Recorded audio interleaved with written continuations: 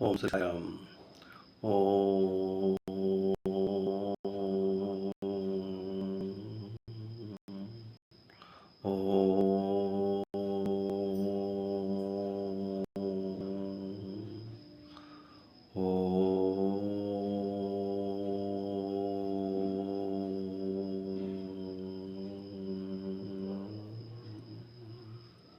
ఓం గణానాన్వా గణపతిగుం భవామహే కవిం కవీనాముపమస్తవస్తవం జ్యేష్ఠరాజం బ్రహ్మణాం బ్రహ్మణస్పత ఆనస్సన్నన్నోతిభిస్సేదసాదనం ప్రణో దేవీ సరస్వతీ వాజైర్వాజనీవతి. శ్రీగణేశాయ నమః. శ్రీగురుభ్యో నమః. హరి ఓం.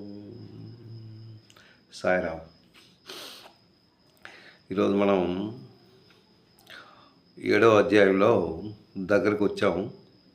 ఇవి 29 శ్లోకాలు ఉన్నాయి. మొన్న 21 శ్లోకం అయిపోయింది. 21 శ్లోకం వరకు మనం చదువుకున్నాం. ఈరోజు 22, 23 భగవంతుని ఆశీర్వదిస్తే ఆ 2 శ్లోకాలు మనం నేర్చుకుందాం. ఆ భగవంతుడు ఏం చెప్పాడు అన్నది మనం శ్రద్ధగా విని భగవంతునికి దూరంగా అవ్వకుండా భగవంతునికి దగ్గరగా ఉన్నట్టు భగవంతుని అర్థం చేసుకునే పరిస్థితి మనకి కలిగించాలని ఎల్లప్పుడూ ఆ భగవంతునే ప్రార్థించుకుందాం. ఎందుకంటే ఆయన్ని ఎంత చక్కగా మనం కొలుచుకుంటూ ఆయన మనకి ఇచ్చిన ఎన్నో ఆయన ఇస్తున్నవి ప్రకృతి అన్నిటికన్నా. ఈ ప్రకృతిని మనం ఏం చేస్తున్నాం అంటే దాన్ని అనుభవిస్తున్నాం. అనుభవించు చాలా భోగాలను మనం అనుభవిస్తూ అందులోనే ఆనందం ఉన్నది. కానీ ఆ ప్రకృతి ఎక్కడి నుంచి వచ్చింది, ఎవరిచ్చారు, ఎలా మనం వాడుకుంటున్నాము అన్న భావన మనం లేకుండా ఒకసారి మనం ఆలోచించుకుంటే ఇది అంతటికీ కారణం ఆ భగవంతుడే. ఆయన్ని మనం స్మరించుకుంటే మనం అంటే ఈ ఈ జన్మ అన్నది దుఃఖమే. మనం దుఃఖంలోనే ఉన్నాం.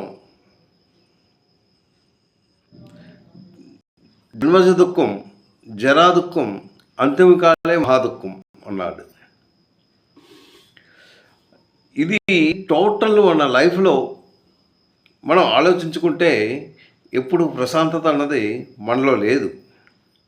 అంటే we're not able to satisfy. మనకు అన్నీ ఇస్తున్నాడు భగవంతుడు. అంటే మనం ఏం తెచ్చుకున్నాము ఆ తెచ్చుకున్నతో మనం సంతృప్తి పడుతున్నాం.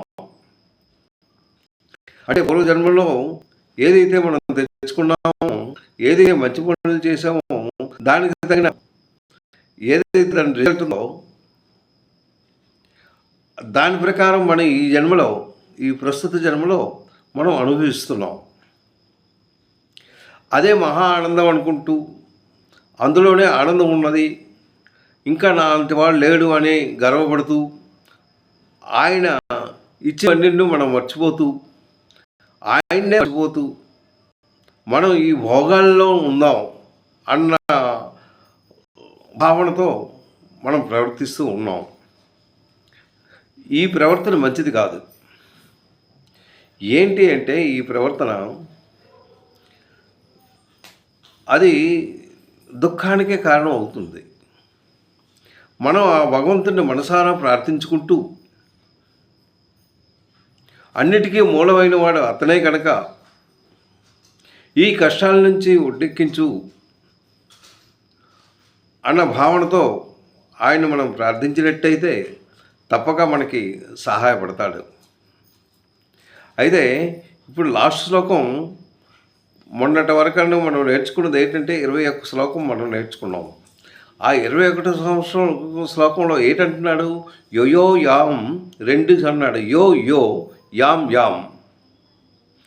ఆ ఆ శ్లోకంలో మనం ట్విస్ట్ చేసుకోవాలి. యో యో యాం యాం.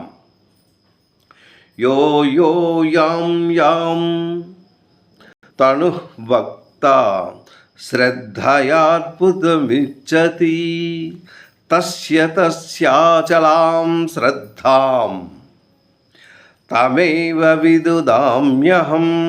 అది 21వ శ్లోకం.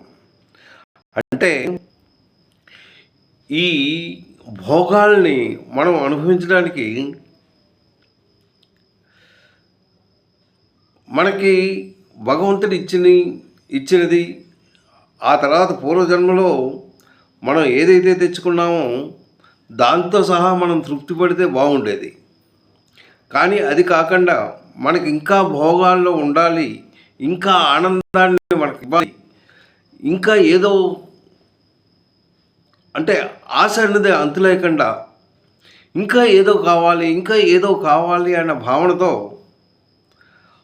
దేవతలను పూజ చేయడం, ఆ దేవతారాధన చేస్తూ ఆ దేవతతో ఆ దేవతలు ఏదైతే మనకి ఇస్తున్నారో దాంతో తృప్తి పడుతూ ఉంటుంటాం.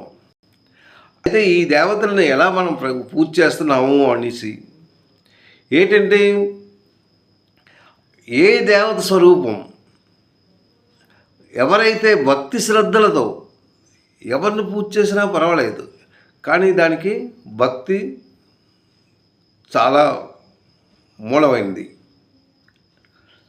ఆ భక్తి శ్రద్ధలతో ఎవరైతే పూజ చేస్తారో, ఎవరైతే దేవతల్ని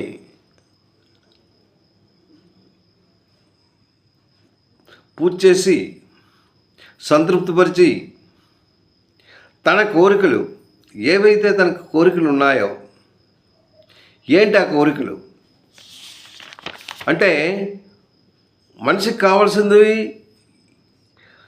నువ్వు జన్మెత్తిన తర్వాత ఒక కుటుంబాన్ని పోషిస్తూ ఉంటావు. నీ భార్యాపుత్రులు, ఆ తర్వాత నువ్వు సంపాదించే సంపదలు, నెక్స్ట్ నీకు ఇంకేటి కావాలి? కీర్తి ప్రతిష్టలు కావాలి.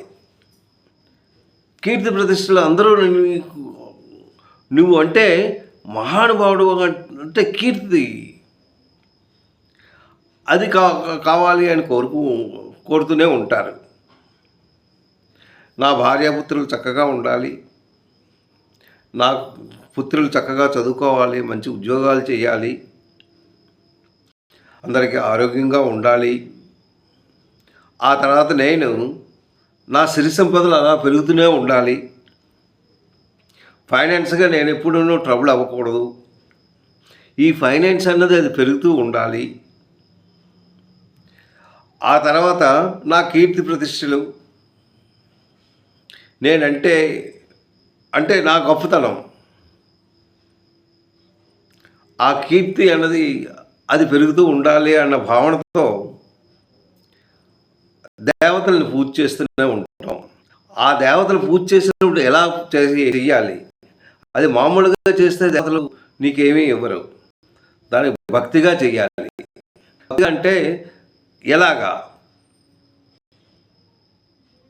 ఆ భక్తిగా ఎలా చేస్తావు? నీ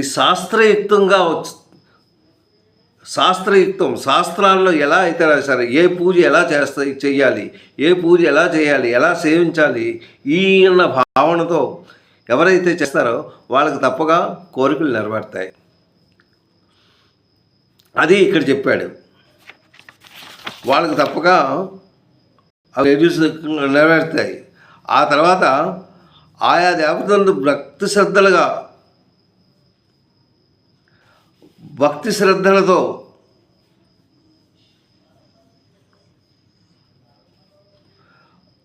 అయితే భగవంతుడు దేవతలు, వాట్ ఈస్ ది డిఫరెన్స్? వాళ్ళు భగవంతుడిని విడిచిపెట్టి దేవతలను ఎందుకు పూజ చేస్తున్నారు?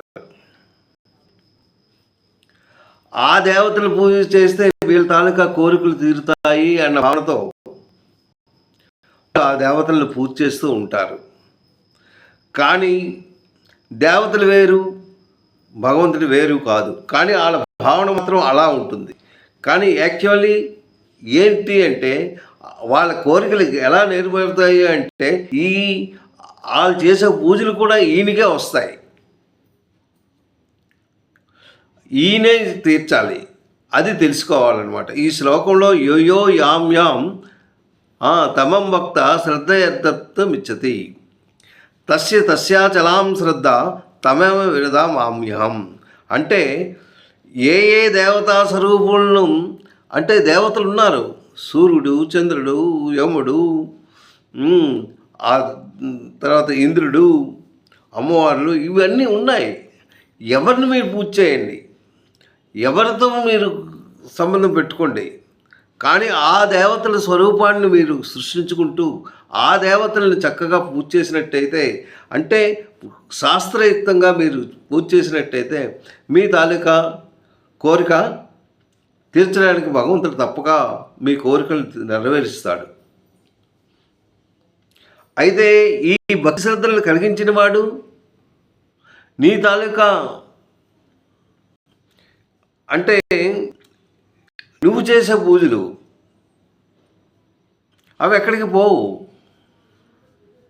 అవి తప్పుగా మీకు జయమే అవుతాయి కానీ అపజయం అవ్వదు. అది ఇక్కడ చెప్తున్నాడు. అది కలిగించిన వాళ్ళకి, ఆ శ్రద్ధ కలిగించిన వాడిని, శ్రద్ధతో పూజ చేసి వాళ్ళ తాలూకా కోరికలు నెరవేర్చిన వాడిని నేనే అని సిద్ధిలో చెప్తున్నాడు. ఏ దేవతలు పూజ చేయండి ఎంఎం అంటున్నాడు. ఆ తర్వాత శ్లోకం మనం ఇప్పుడు 22వ శ్లోకం మనం చదువుకుందాం.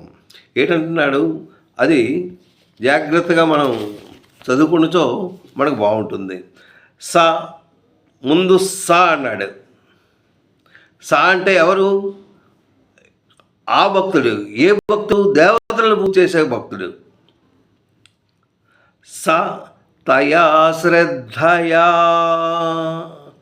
తయా శ్రద్ధ అంటే అట్టి శ్రద్ధలతో. ఎలాంటి శ్రద్ధ లేకపోతే నీకు పూజ అవ్వదు. ఆ భగవంతుని నువ్వు ప్రార్థించలేవు, భక్తితో నువ్వు చేయలేవు. అందుగురించి అక్కడ శ్రద్ధ కావాలి. అందుగురించి అక్కడ అంటున్నాడు సతయా శ్రద్ధయా యుక్త. యుక్త అంటే ఆ శ్రద్ధతో కూడిన వాడై ఉండాలి. ఎవరికైతే ఆ శ్రద్ధ ఉంటారో ఆ శ్రద్ధతో ఉంటారన్నమాట. అది అందుకే అక్కడ ఏంటంటే తయా శ్రద్ధయా, శ్రద్ధ కలిగిన వాడు. శ్రద్ధయా యుక్త. యుక్త అంటున్నాడు అంటే ఆ భక్తితో ఉండినవాడు, ఆ భక్తి కలిగిన వాడు. అక్కడ సతయా శ్రద్ధయా యుక్త ఏంటంటున్నాడు? తస్య ఆరాధనం ఈహతే. తస్య ఆరాధనం అక్కడ ఏంటంటున్నాడు చూడండి. తస్య ఆరాధనం ఈహతే. ఈహతే అంటే ఆ శ్రద్ధతో, అంటే శ్రద్ధ అంటే ఆ ఇష్టంతో పూజ చేసినవాడు. అక్కడ అలాంటి సకామ భక్తుడు తగిన భక్తి శ్రద్ధలతో చాలా భక్తిగా ఆ దేవతల్ని ఆరాధించినట్లయితే, అక్కడ ఫస్ట్ వర్డ్ అదనమాట. ఆయా భక్తుడు ఎవరు? ఆ దేవతలను పూజ చేసే భక్తుడు శ్రద్ధతో ఆ దేవతలను పూజించి ఆరాధించినట్లయితే దాని తాలూకా ఫలితం ఏంటంటున్నాడు? తస్య ఆరాధనం ఈహతే. ఆ ఇష్టంతో చేసిన వాడు ఏడవుతుందట? లభతే. అంటే లభతే అంటే హీ విల్ గెట్. ఆడు ఏదైతే కోరికలతో చేస్తున్నాడో దట్ హీ విల్ గెట్. ఎందుకు అతనికి అది దొరుకుతుంది? చాలా శ్రద్ధగా భక్తితో ఆయన ఆ పూజలు చేశాడు. ఏ పూజలు? దేవతల తాలూకా పూజలు చేశాడు. అక్కడ సతయా శ్రద్ధయా యుక్త అంటే యుక్త, ఆ పూజలతో కూడినవాడై అందులోనే తన మనసు పెట్టాడు, భక్తిగా చేశాడు, శ్రద్ధగా చేశాడు. చేసినట్టయితే తస్యా ఆరాధనం ఈహతే, చాలా ఇష్టంగా చేసినట్టయితే ఏడొస్తుంది, లభతే చ తతః కామాన్. అక్కడ కామ అక్కడ ఏంటి, బాగోగులు అంటే ఆ భోగాలు. దేని గురించి ఇతను చేశాడు, వీళ్ళని తన భార్యాభర్తల్ని, ఆ తర్వాత ఫైనాన్స్గా చక్కగా ఉండాలని, తన సంపాదన కావాలని, భార్యాభర్తలు చక్కగా ఉండాలని ఏవో కోరికలు ఉంటుంటాయి. ఆ కోరికలతో చేసిన భక్తుడు లభతే, ఆయనకి లభతే అంటే దొరుకుతుంది. ఎలా దొరుకుతుంది, శ్రద్ధగా చేస్తున్నాడు కనుక.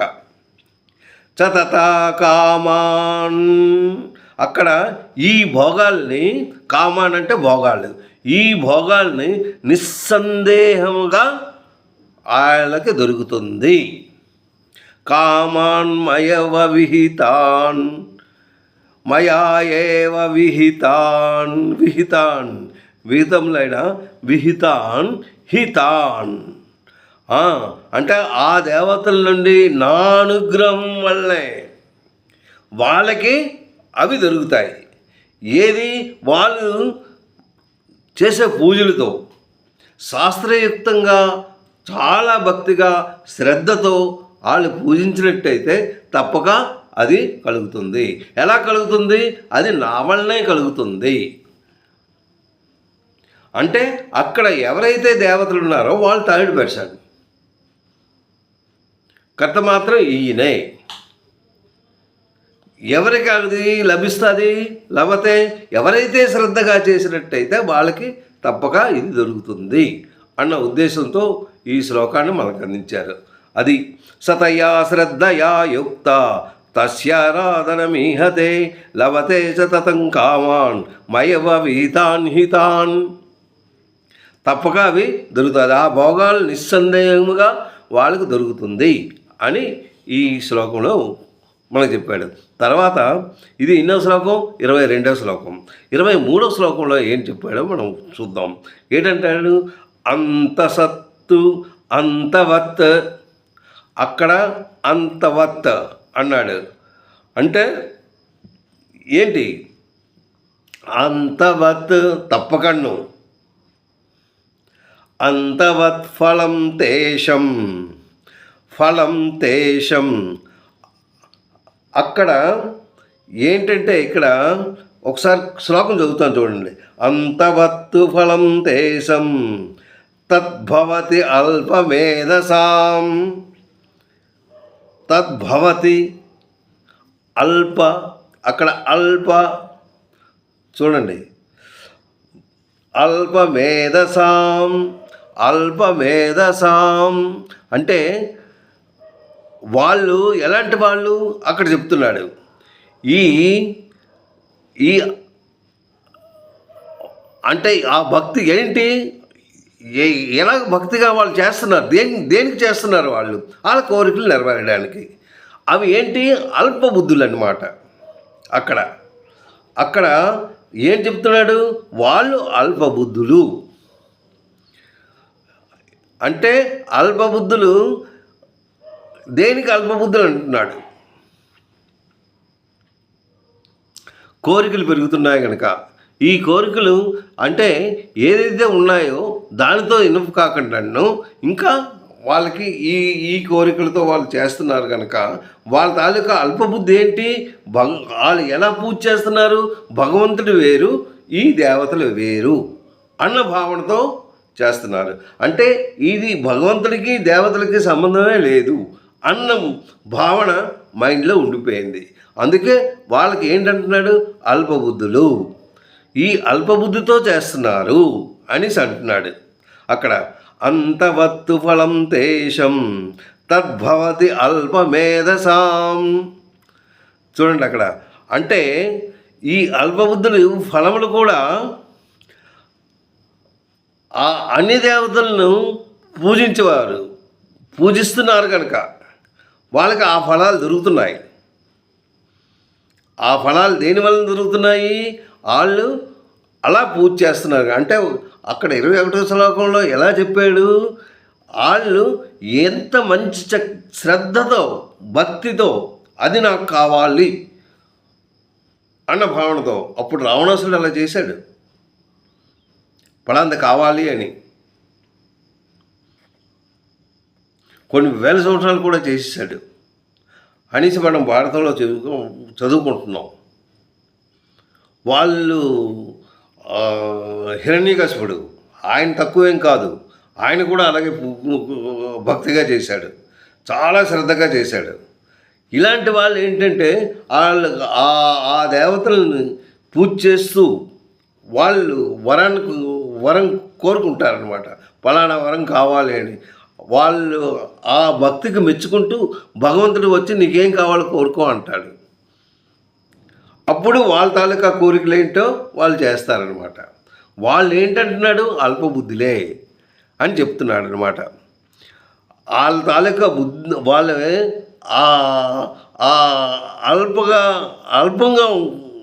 అల్పబుద్ధులైన వాళ్ళు అనేసి అక్కడ చెప్తున్నాడు. అన్యదేవతలను పూజించేవారు అనమాట. వాళ్ళేంటి ఎలాగా దీంతో పూజ చేసి వాళ్ళ తాలూకా ఫలాన్ని వాళ్ళు పొందుతూ ఉన్నారు. వాళ్ళు చనిపోయిన వరకు అంటే లాస్ట్ ప్రాణం ఉన్నంత వరకు అలా చేస్తూనే ఉంటారు. కానీ దాని తాలూకా ఫలితం మాత్రం కంపల్సరీ ఉంటుంది.